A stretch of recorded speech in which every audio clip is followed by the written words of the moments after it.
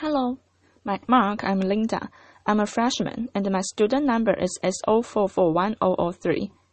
The speech title is Matthew Williams. Special Olympics let me be myself, a champion. Hello, my name is Matthew Williams, and I'm a champion.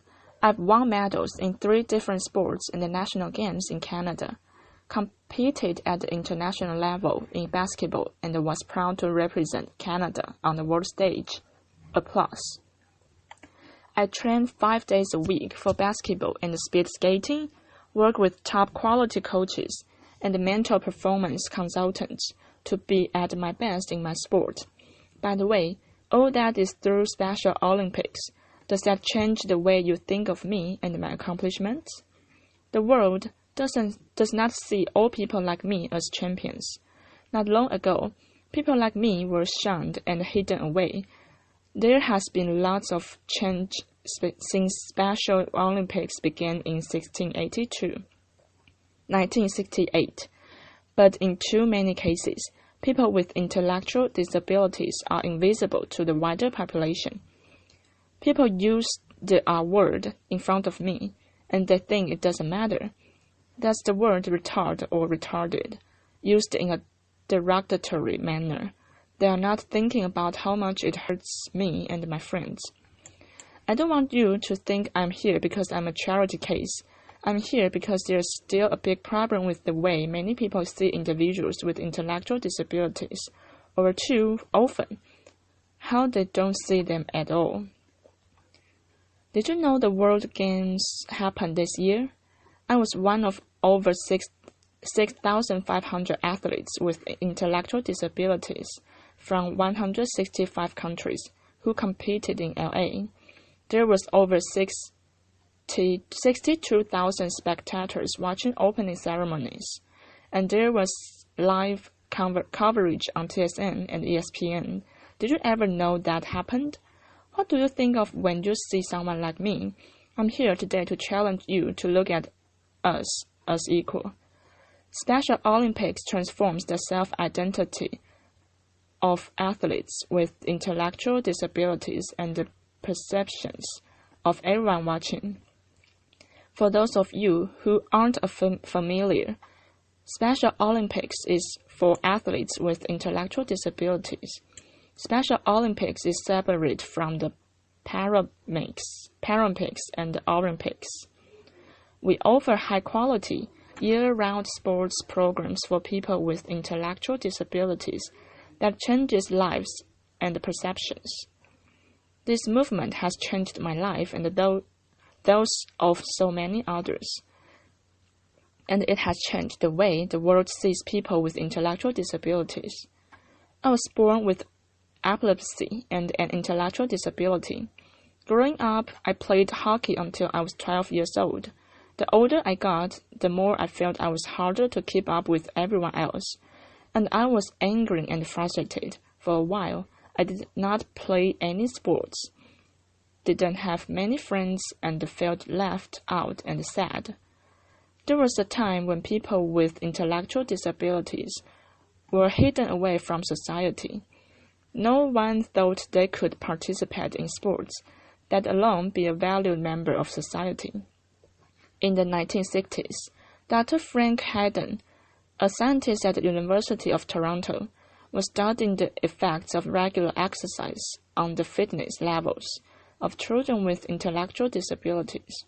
Using rigorous scientific research, Dr. Hayden and other researchers came to the conclusion that it was simply the lack of opportunity to participate that caused the fitness levels to suffer. Lots of people doubted that people with intellectual disabilities could benefit from fitness programs and sports competition opportunities. But pioneers like Dr. Hayden and Eunice Kidney Shriver, the founder of Special Olympics, persevered, and Special Olympics athletes have proven them right 4.5 million times over. Applause. Before I joined Special Olympics, I was nervous because I was young, shy, not confident, and didn't have many friends. When I got there, though, everyone was very encouraging, supportive, and let me be myself without being judged. Now I'm a basketball player and a speed skater who has competed at provincial, national games, and this year made it all the way to the World Summer Games in LA, where I was part of the first ever Canadian basketball team to compete at World Games. Applause.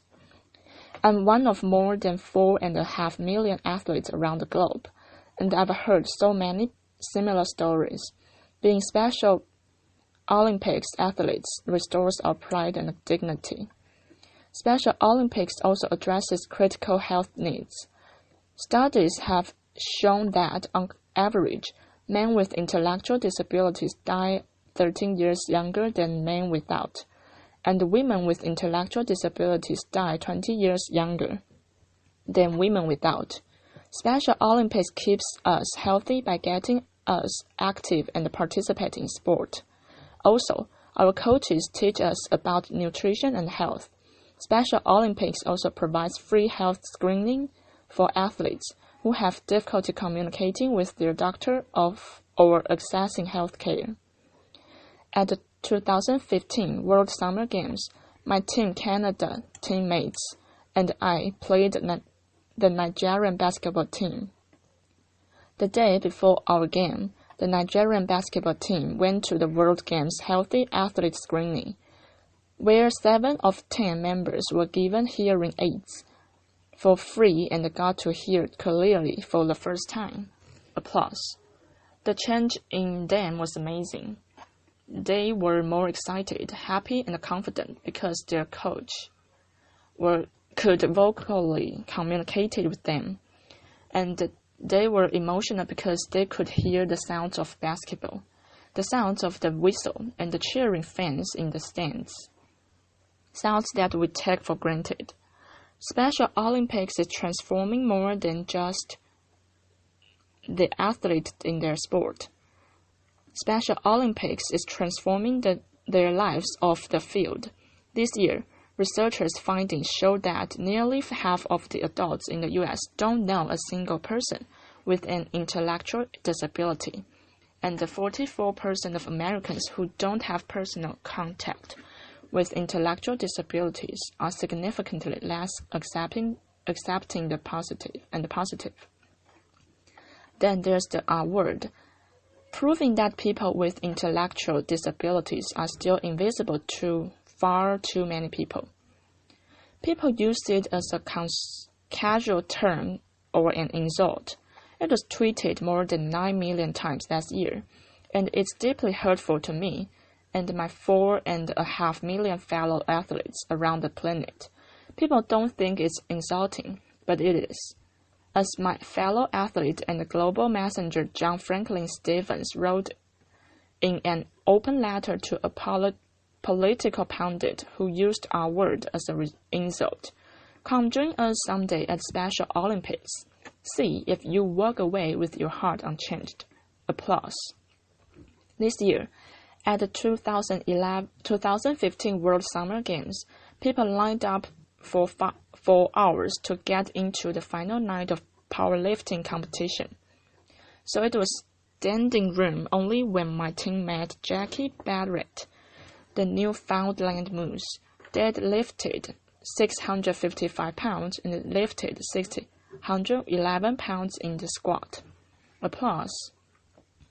Setting huge new records for Special Olympics, Jackie is the record holder among all powerlifters in Newfoundland, not just Special Olympics, all powerlifters.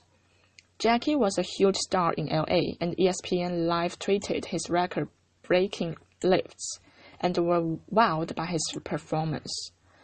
50 years ago, few imagined individuals with intellectual disabilities could do anything like that.